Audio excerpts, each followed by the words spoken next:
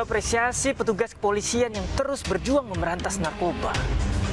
Bukan apa-apa, narkoba seringkali menjadi biang keladi dari penyakit masyarakat.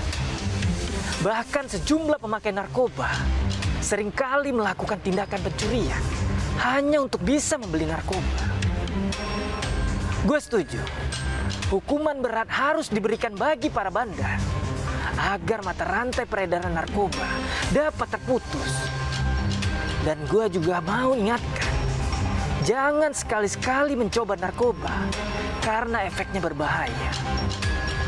Dan buat lo para pemakai, berhentilah selagi bisa. Jangan sampai lo menyesal di kemudian hari.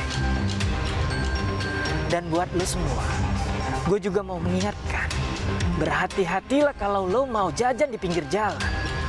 Ada segelintir pedagang nakal yang berbuat curang hanya untuk mendapatkan keuntungan. Salah satunya oknum penjual dimsum yang berbuat curang berjualan dimsum dengan bahan baku yang tidak layak konsumsi. Kota yang kami datangi ini, tim liputan menemui seorang pembuat dan pedagang dimsum nakal.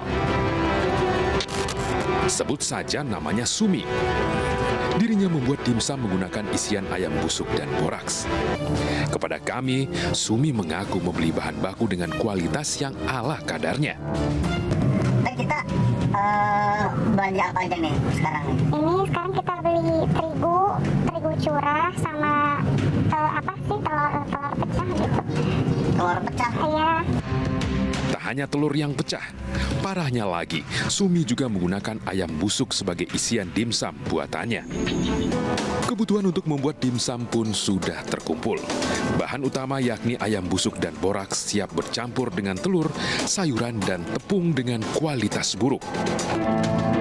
Tangan Sumi begitu lihai membuat isian dimsum. Semua bahan yang ada satu persatu dicampur menjadi sebuah adonan yang nantinya akan menjadi isi dari kulit pangsit. Ini bungkus borak ya? Iya, bungkus.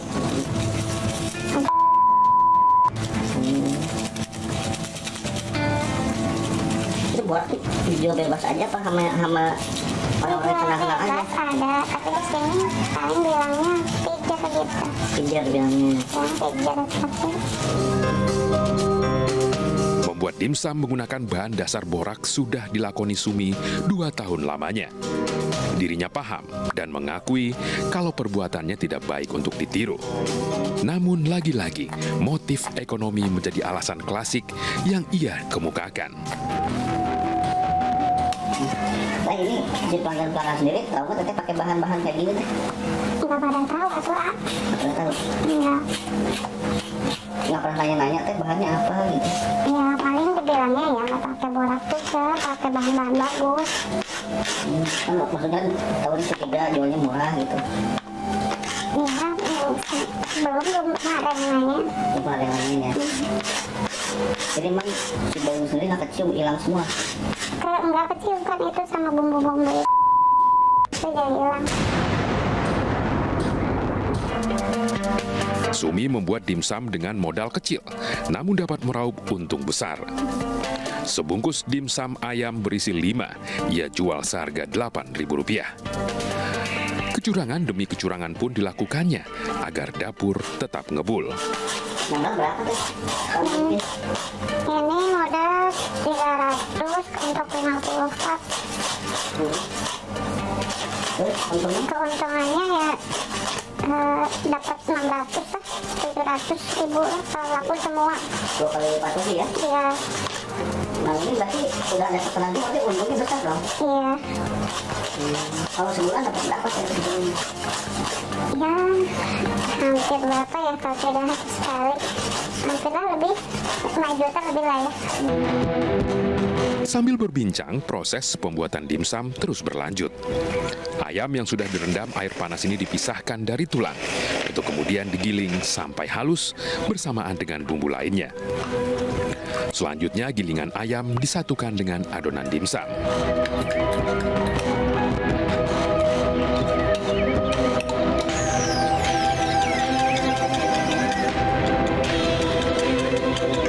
Bahan untuk isian dimsum sudah jadi.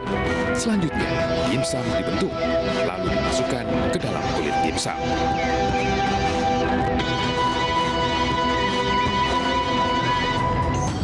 Setelah adonan selesai dibentuk, kemudian dimsum dikukus selama setengah jam lamanya, hingga bentuk dimsum terlihat lebih mengembang.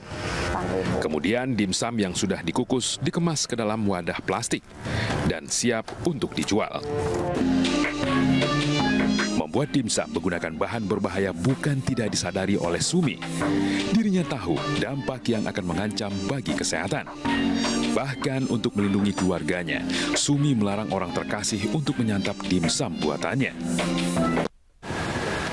Nah, sekarang gue akan kembali membacakan laporan yang masuk.